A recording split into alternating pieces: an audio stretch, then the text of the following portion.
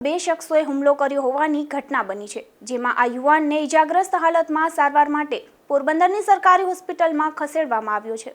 ત્યારે પોલીસે ઇજાગ્રસ્તના નિવેદનના આધારે સમગ્ર મામલે તપાસ હાથ ધરી છે। કુતિયાણામાં રહેતા અતુલ ઉર્ફે આતો રણમલ કડછાને આ હુમલામાં ઈજા પહોંચતા તેને સારવાર માટે પોરબંદરની સરકારી હોસ્પિટલમાં ખસેડવામાં આવ્યો હતો। હોસ્પિટલ ખાતે ઇજાગ્રસ્ત યુવાને મીડિયાને જણાવ્યું કે તેના જ વિસ્તારમાં રહેતા બે સગા ભાઈઓએ તેના પર હુમલો કર્યો હતો, જેમાં તેને ઈજાઓ પહોંચી હતી। આ ઘટનાની જાણ થતાં પોલીસે ઇજાગ્રસ્તનું નિવેદન નોંધ્યું છે અને તેના આધારે આગળની કાયદેસરની કાર્યવાહી હાથ ધરી છે। મારું નામ આતા રણમલ કડછા, રહેવાનો કુતિયાણા ચકલાપરા વિસ્તારમાં।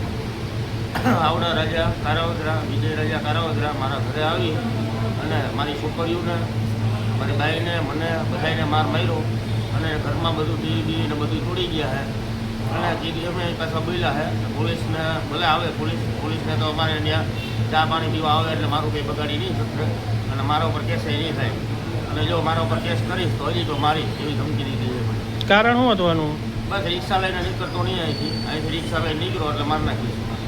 આ તો ઓછો માર્યો હોય, હવે જ્યાંથી માર નાખીશ। મારવામાં શું હતું એની પાસે? મારવામાં વિજય રાજા પાસે પાઇપ હતા, આવડા પાસે છરી હતી અને પટ્ટા બી હતા એની પાસે।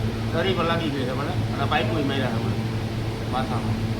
પોલીસ સૂત્રોના જણાવ્યા મુજબ ઇજાગ્રસ્ત યુવાન સામે અગાઉ પણ દારૂ સંબંધિત અનેક ગુનાઓ નોંધાયેલા હોવાનું જાણવા મળ્યું છે।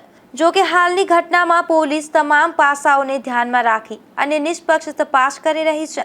નિપુલ પોપટ સાથે અશોક થાનકી, ગુજરાત ન્યૂઝ, પોરબંદર।